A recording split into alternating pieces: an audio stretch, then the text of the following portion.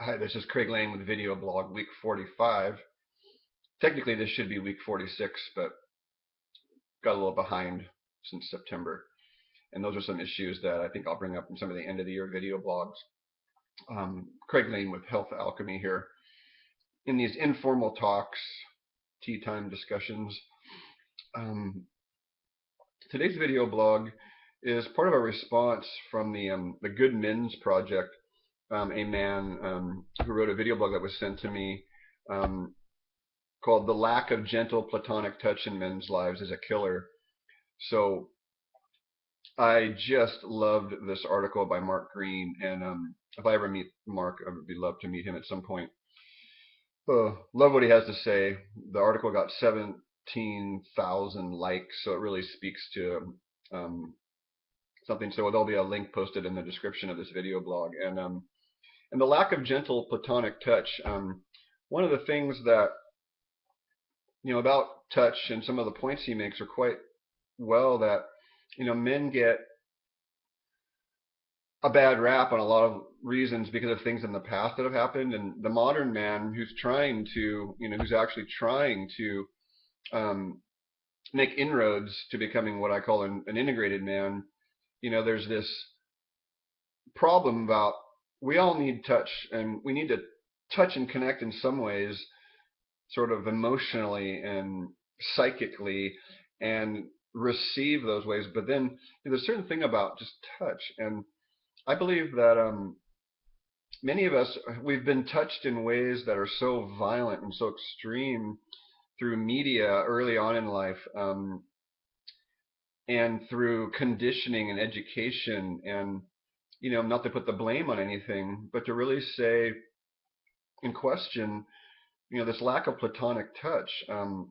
It's really important to touch and be touched. And I mean, I judge that. Some people just feel like they don't need it, and that's fine too. And they could make arguments that they're just fine without it, and I'd say that's great too.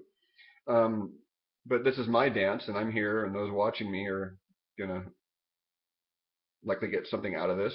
Otherwise, they wouldn't have been watching, or you wouldn't be watching.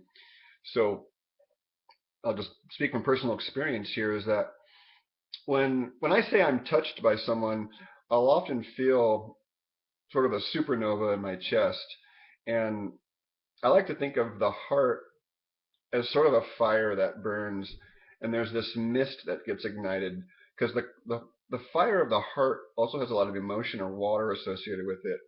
And based on my inner work, the cauldron is the third chakra, if you will, or the seat of digestion, the liver and the stomach and the digestive tracts. And since heat rises, this heat will actually push this water up, and I'll feel it right behind my eyes back here.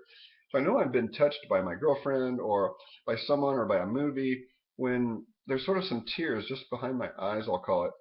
And I believe that that's what a good actor does, is they can sort of summon that at will and make themselves cry because they can actually make themselves touched by a pretend scenario. Um, and some people are just more sensitive than others, just like houses have different thicknesses of walls. I think some of us have different thicknesses of armor or different access to these states of being. And not that we should be a particular way, but that touch allows us to connect with another. And one of the main things that comes up with men's touch is homophobia is a big issue, right? So overcoming, like, what does it mean to be touched by a man versus a woman? And it's not cool to be touched by a man because I might enjoy it, right? And they might enjoy it. And then what does that mean? And all the crap that comes with that um, can be seen through for what it is, just a story. And ultimately, in our own lives, I believe that no one really cares except ourselves. And at the end of the day, especially when one's what I call the deathbed game, when one's on their deathbed, you know, all the other shit isn't going to matter except what the few very basic questions were: did I give all I could? Did I connect? Did I love? Did I share? These are my questions that I know that I've heard many people talk about in their experience too. And did I bring my gift too. And as root level, our gift to each other, I believe, is to connect and to forgive. Um, it's interesting that word forgive. Forgiving. I'm forgiving you. I'm forgiving to you. I'm forgiving you to me, and forgiving ourselves for judging so harshly. A great book called Reflections on the Christ Mind. I believe his name is Paul Farini. Really touched me in that every time I'd read a chapter in that, it just allowed me to sort of mm, forgive myself for things that I do, judgments and harsh things. And so I believe that what Mark Green has done in this article is, I like his quote. I feel confident I can do platonic touch, but I don't necessarily trust other men to do it. Some guy will do something creepy. They always do. Then why do I just trust men in particular? So it's just I don't trust men. And so we believe he states that he believes that men can never entirely be trusted in the realm of the physical, and I would agree on a lot of levels that men are wolves and they're dogs and they're hunting, and and men end up isolated because of that.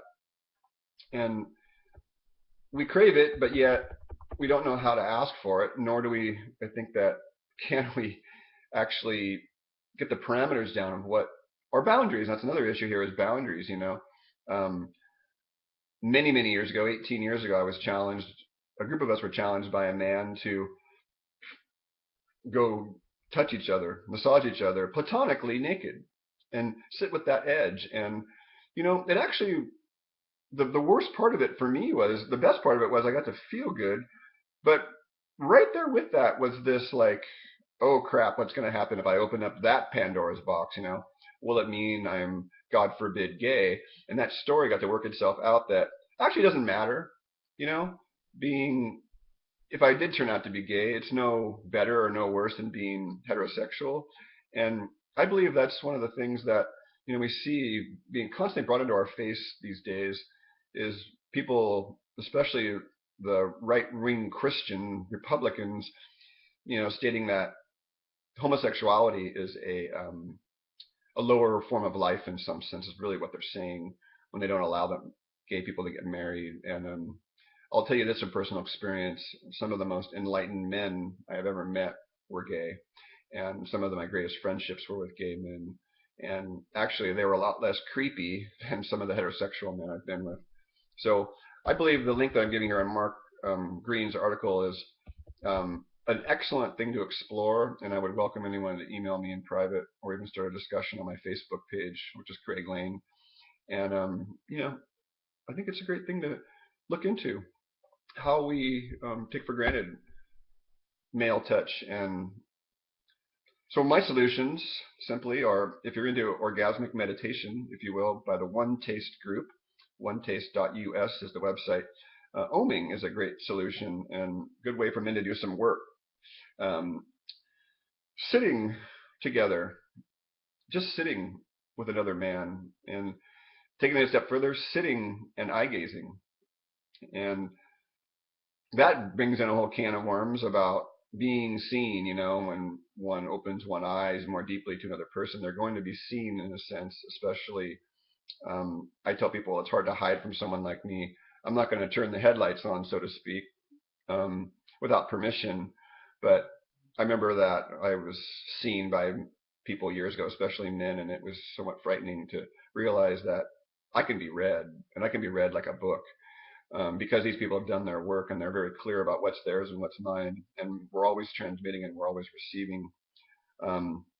I think that massage with clothes on is a great way to just offer another man, hey, can I rub your shoulders? And really, if you have the edge with this, then you need to offer it, I would judge, because that's what I began doing. I was a terribly shy child, and as I got into health and out into my life, I realized how shy and painfully shy I was. So I took on the hardest job that I could, and that was to wait tables in restaurants.